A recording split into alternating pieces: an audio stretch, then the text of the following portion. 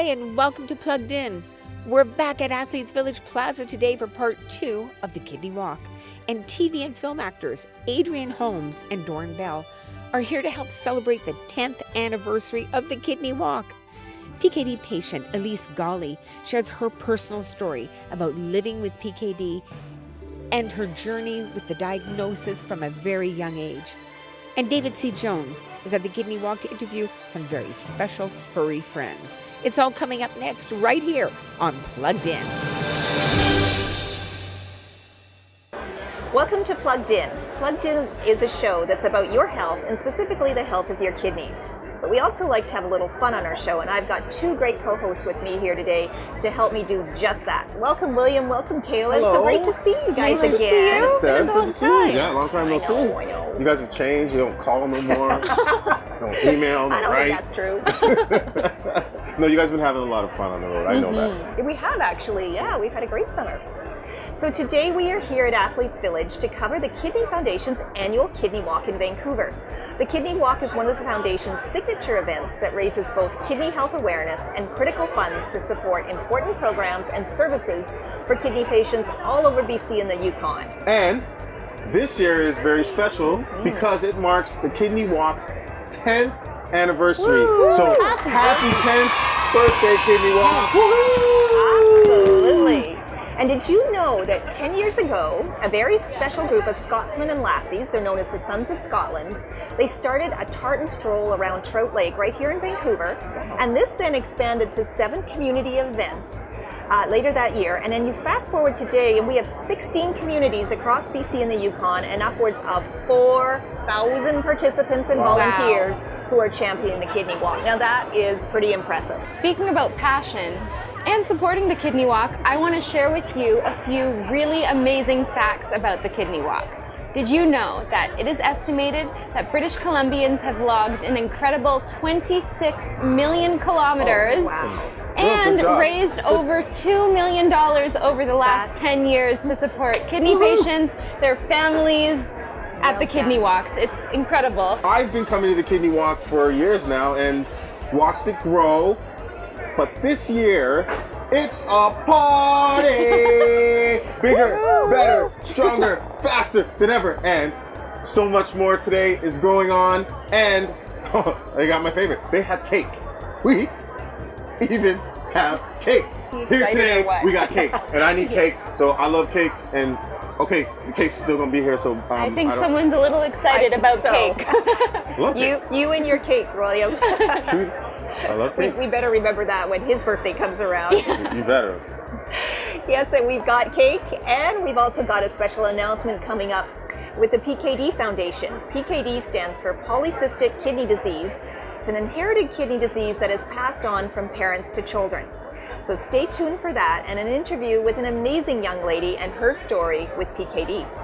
And of course, this Kidney Walk would not happen without the invaluable efforts of not only the participants, but the volunteers, donors, sponsors across BC and the Yukon, many of whom who have been supporting the Kidney Walk for years, some since the Kidney Walk started 10 years ago. A huge shout out to all of our amazing supporters. Thank you. Absolutely. Much appreciated.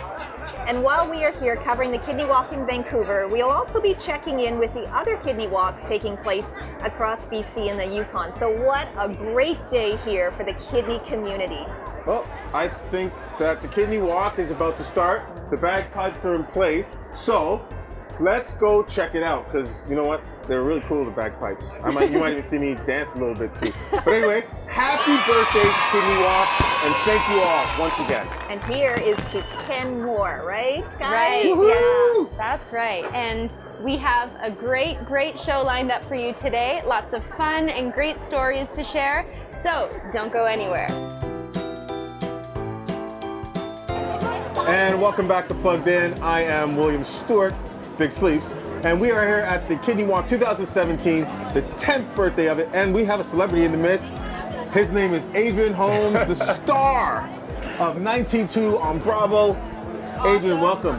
Thanks for coming through, man. Thank you, man. I wouldn't have missed this for the world. Thank you, so man. much. Thanks for having me. Adrian, in real life is an amazing human being, but on the show 19-2, his character is very I conflicted. don't know about amazing. And I'm a human being, not a perfect being. hey, you know what? It's outside of not being a perfect being. You're here today to support Amen. something that Amen. means is dear to my Yeah. heart and many Yes. other people's hearts. So thank you very much for coming through. You're very welcome, You know? man. I wouldn't have missed it for the world. My boy Sleepy, we go way back, and he is a kidney transplant survivor, and I couldn't be more proud. And we're here. We had a great turnout today for the walk, and you know, we all need to just recognize that, you know, we have so much to be thankful for. You know, when things are going good, we take it for granted. But as soon as something goes wrong, then we're like, oh, I wish I had taken more, you know, I wish I had, you know, taken care of myself better and live more of a preventative lifestyle. The truth. But we don't want to wait till it's too late. You do it now, you know, hydrate. You know, there's so many things you could do to just make sure that you don't have these complications in the future. So get organ donation. I mean, hey, Adrian was actually nominated and won a CSA, which is a Canadian Screen Award for being Best Actor on 19-2, and the show was also nominated as well. You started from way back in the day, and that, I mean, I can remember Smallville. We both worked on this TV show, True Justice. True Justice. With Steven Seagal. Steven Seagal, you know, right. you've been on Arrow and a number of other shows like that. But I mean, that world is one thing, but this show is so complex, right? And just to wrap it up real quick for the people who haven't got the chance to see this show and why they should go take a look and check the show out, what is the real premise of the show in a nutshell? Well, 19-2, it's called 19-2 because we're the 19th precinct and we're the number 2 car, Ben Chartier, Nick Barron. It's about a Montreal City cop who gets partnered up with a new officer that comes in from the country, and he's like a fish out of water. And Nick's character he's been riddled with guilt by the shooting of his former partner. Okay. So he's actually been a caregiver for his partner, and he feels responsible because he didn't call for backup. So he takes 6 weeks leave, comes back and has this new partner. And so there's a lot of resentment that he does not want the responsibility of another partner because of what happened to his last partner. Right. So it's about their relationship and them getting, you know, kind of working through their differences and having no choice but to work together to, you know, save lives. Once again, everybody, Adrian Holmes. So if you haven't seen the show, you better. That's first thing. And once again, Adrian, man, all the success to you, man. I love you, brother. I love you too, man. Thank you. And you know what, man? Thanks for coming out to the Kidney Walk, and we hope Wouldn't to have see you missed it for next the year. world. Yes, absolutely. You know? I'll be back. Yeah, thank All you right. so Thank you. much. Mwah. Thank you.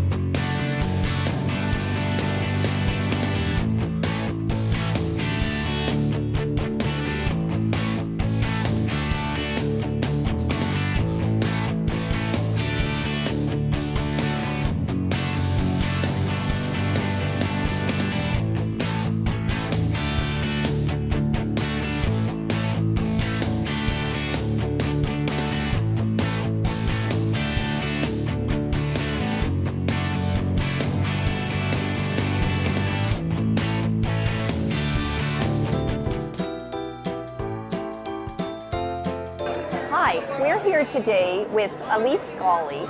She's with the PKD Foundation. She's a Vancouver chapter advocate. And Elise, you were born with a condition called PKD, or polycystic kidney disease. Can you talk a little bit about what exactly that means? Yeah, polycystic kidney disease, or PKD for short, is a disease that affects the kidneys. Fluid-filled cysts grow on the kidneys, eventually leading to full kidney failure.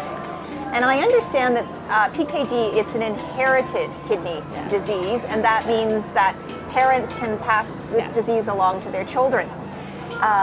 Which then leads me into my next question, because I think you were saying to me earlier that age 11, your parents brought you and your brother together, and they told you that each of you had a 50% chance of having PKD.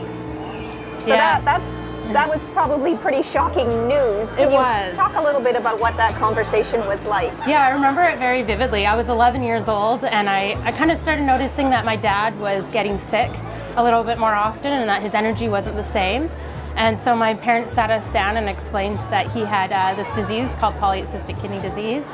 At that point, I didn't even really know what the kidneys were or what they did, so it was a big learning curve.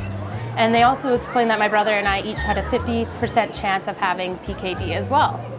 So what is going through your head at that time? I was definitely pretty scared. I remember thinking about, at 11, it's hard to think about what the future holds or what the future is for you. But they explained that it was my choice if I wanted to get tested or not. Back then, testing wasn't as prevalent for PKD. You could get an ultrasound, but at age 11, it wasn't necessarily going to be conclusive at whether or not we had it. So my parents really left it up to us to determine if we wanted to get tested or not.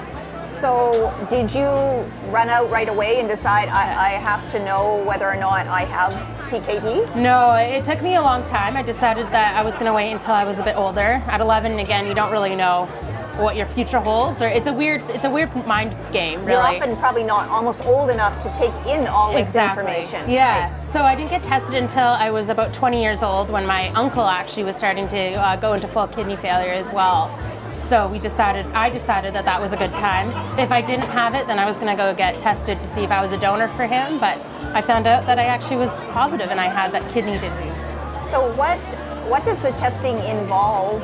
We were talking earlier actually that testing for PKD has advanced. So when you did it, you had an ultrasound. Yes. And you said that you knew right away because you could see the cysts on your kidneys. I could see dark spots, and I was 20, but I kind of knew that wasn't what a normal kidney looked like. And I found out right away that I did have it. So as you're looking at the ultrasound, I mean, I'm sure going into to have this test was a pretty stressful, something that you'll never forget. And then to actually see right away that it's positive you have, what was going through your head at the time? I was definitely scared. It was kind of a surreal moment because from 11 to 20, I always knew I had a 50-50 chance of having it. And then all of a sudden, just like that, it was confirmed. Guaranteed. It was confirmed I had PKD, and it was going to affect me for the rest of my life. So now your younger brother, of course, did he get tested about the same time that you did? I think it was a bit later, a couple years later, and then he found out he didn't have it actually. Okay, so there you are, the two of you, and 50-50. And there could have been the option that neither of you would have had it, or both of you could have had it. Exactly. And so you're 27 today. This was about 7 years ago that you found out. And at that time, you didn't really have any symptoms of I didn't. PKD. No, I had. I guess I would have had high blood pressure at the time, but I didn't know. And then shortly after I found out I had it, it was actually only 3 months later that I ended up in the hospital with high blood pressure problems. So I guess we should have known. I guess would have been another huge indicator for you had you not been tested going in for high blood pressure.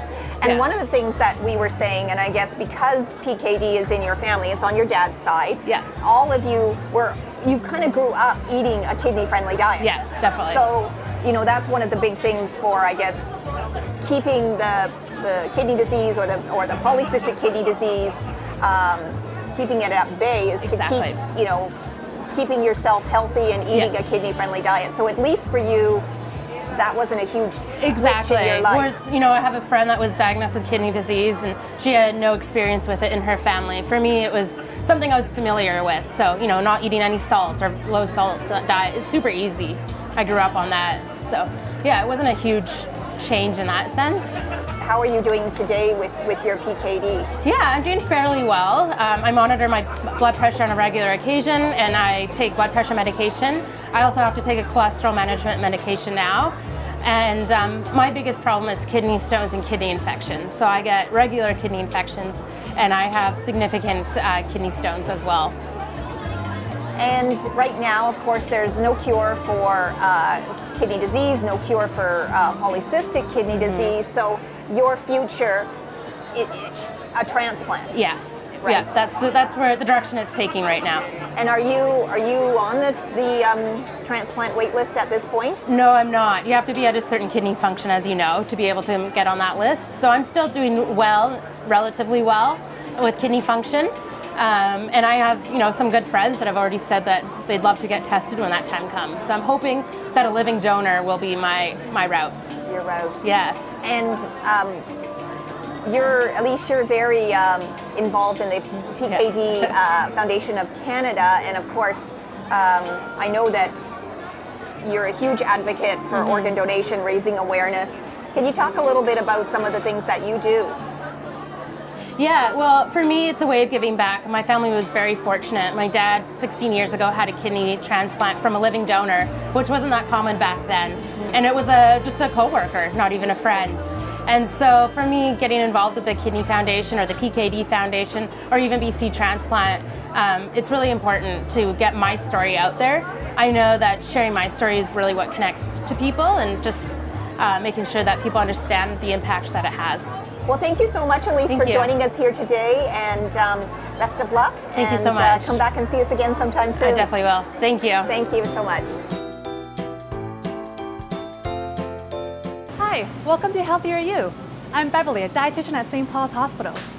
Food labels can tell us a lot about the nutritional value of our food and can help you make food choices that are best for you. Today I'm going to show you how to simplify label reading when you go grocery shopping with these 3 easy steps. Come, follow me. Step 1, look for the serving size. Compare the serving size to the amount you actually eat. If you eat the serving size amount, you will get the amount of calories and nutrients listed on the table. When comparing 2 food labels, make sure to note the serving size, as it may vary by product or brand. You may need to adjust the numbers to make the nutrient values comparable. Keep in mind that the serving size is not necessarily the recommended amount you should eat. Let's head over to the next aisle to look at nutrition facts tables. Step 2, turn to the nutrition facts table. The nutrition facts table provides a snapshot of the amount of nutrients in the serving size of a food item. Depending on your eating plan, you may need more or less of certain nutrients. Work with your dietitian to determine what eating plan is best for you. Most people with kidney disease and the general population need to limit their sodium intake. Look at the sodium content on the nutrition facts table. A good guideline to remember is that less than 5% daily value is low and greater than 50% daily value is high. If you have diabetes, choosing foods with less added sugar and more fiber can help manage your blood sugars. Compare the number of grams of sugar and fiber to determine which product is better for you. Some people with kidney disease also need to watch their potassium and phosphorus intake. Potassium and phosphorus are not required to be listed on a nutrition facts table. Just because it's not listed, it does not mean that the food product does not contain any. Let's head over to the next aisle to look at some ingredients lists. Step 3, make sure you look at the ingredients list. The ingredients list shows all the ingredients in a packaged food. Look at the ingredients list for phosphate additives. Ingredients with PHOS, such as phosphoric acid, sodium phosphate, and monocassium phosphate, are all phosphate additives that should be avoided. If you have diabetes, look for products that have fewer added sugars, such as high fructose corn syrup, glucose, fructose, and cane sugar. Keep in mind the more processed the food, the more additives and ingredients it will contain. A good rule of thumb is that food products that have fewer ingredients is what you should go for. Now let's head over to the snack aisle to put these tips into action. Let's compare these 2 snack items. Step 1, make note of the serving size. Product 1 serving size is 10 crackers or 19 grams. Product number 2 is 4 crackers, also 19 grams. The serving sizes are both 19 grams, so we don't have the adjusted nutrient values before we compare them. Step 2. Compare the nutrition facts table.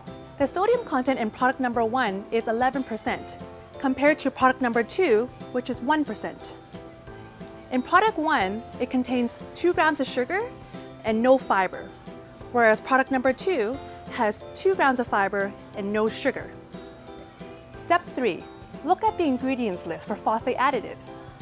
Product number 1 contains sodium phosphate, whereas product number 2 does not contain any phosphate additives. By using these 3 simple steps, we can determine that product number 2 is a better choice. I hope you're able to use these 3 simple tips to make label reading easier on your next grocery shopping trip. Thank you for joining me on Healthier You. See you next time on Plugged In. How you doing, everybody? My name is William Big Sleep Stewart, and I am here for Plugged In. And we are at the Kidney Walk 2017. It's the 10th birthday and anniversary of the Kidney Walk, and I'm here with my friend, longtime friend. I've known Doren since I was 15 years old. I ain't gonna tell you my age, but I've known him since I was 15 years old. And this is Doren Bell. He's an actor. He's a comedian. He does voices for cartoons. He's a singer. Songwriter, stunt guy. So he does it all. But the most important thing that I'd like to say about Doren is Doren was one of the people who actually took the time to go and find out if he could be a kidney donor for me. And that meant so much to me, and I think this is a great place for us to talk about that, is at the Kidney Walk. So Doren, what were the type of things that you had to go through to actually find out if you were a match for me or not? Well, just going to the St. Paul's Hospital and, going through the process of filling out a lot of forms and finding out, first of all, if I even qualified. So, I learned about myself and them telling me that I was a universal donor. So that was great. The process itself was, it was about a month of testing. And then at the end of it all, after wearing like a 24-hour blood pressure monitor, I found out that my blood pressure was too high to give you my kidney. So that was a bit of an emotional roller coaster, because obviously you're my boy. I remember that. And you told me before I went through the process that I was going to learn a lot about myself, and that's exactly what happened. But fortunately, by God's grace, you got your kidney shortly afterwards, and it all worked out. I just want to say thank you. So those of you who do have people, or if you aren't someone who's registered to be an organ donor and someone who wants to find out more about organ donation or just being to support someone, go to kidney.ca to find out more. And Doren, once again, man, thank you so much for, just being there for me, man. I got love for you, man. It's all love, bro. Love you, my dude. It's all love. And that's what it is. It's all love. It's all love when it comes down to taking care of each other. And I'm here today because someone signed their donor card, so do that. Welcome to Doggie Talk. I'm here with Bev and Buddy, and of course Sydney the Kidney, and we are going to test Buddy's knowledge on famous dogs. Okay, it's a lightning round. There's 3 questions. Okay. This famous dog always fought the Red Baron? What'd you say, Buddy? What'd you say? You are correct. Snoopy. Snoopy is correct. And who have we got here? Oh, this is Queen Liliuokalani, the last queen of the Hawaiian Islands, but her subjects call her Lily. Oh, fantastic. Well, here are your questions. This famous dog likes to give clues. Oh, Lil gives clues. Is it blue? It's blue. Blue is correct. Yay. You got that one right. Lily. All right, Tori and Cushy.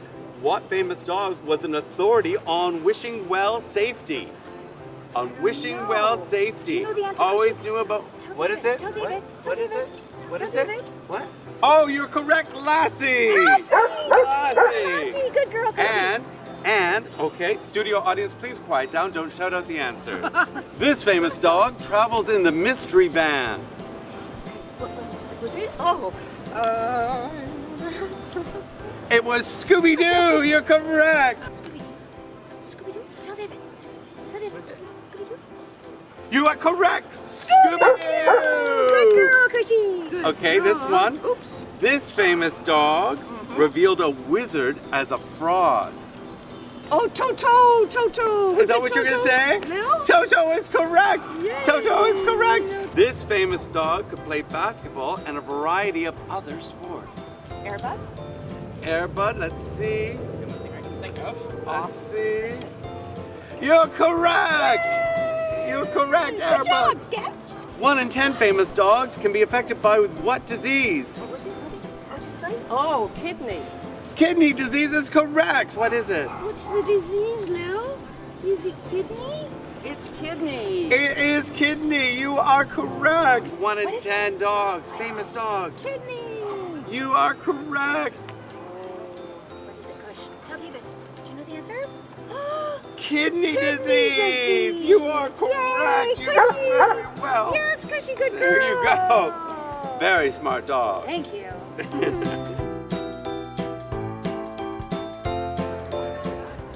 Oh, wow. Can you believe it? That wraps up another episode of Plugged In right here at the Kidney Walk in Vancouver, BC. Sorry, guys. Okay. A huge thank you again to everyone across BC and the Yukon who supported the Kidney Walks. And not to mention a big thank you for joining us again here on Plugged In. We also want to hear from you, so let us know what you thought of today's episode on Facebook, Twitter, Instagram. Give us a like, give us a share, and please spread the word. Or you could email us at pluggedin@kidney.bc.ca. That's right, Kayla. And if you've not already done so, why not register your wishes to be an organ donor? It's easy and it only takes 2 minutes of your time. Just go to kidney.bc.ca and click on the big red register button. Oh, and remember, heroes aren't born, they're registered. Thanks so much for joining us, and we'll see you next time right here on Plugged In.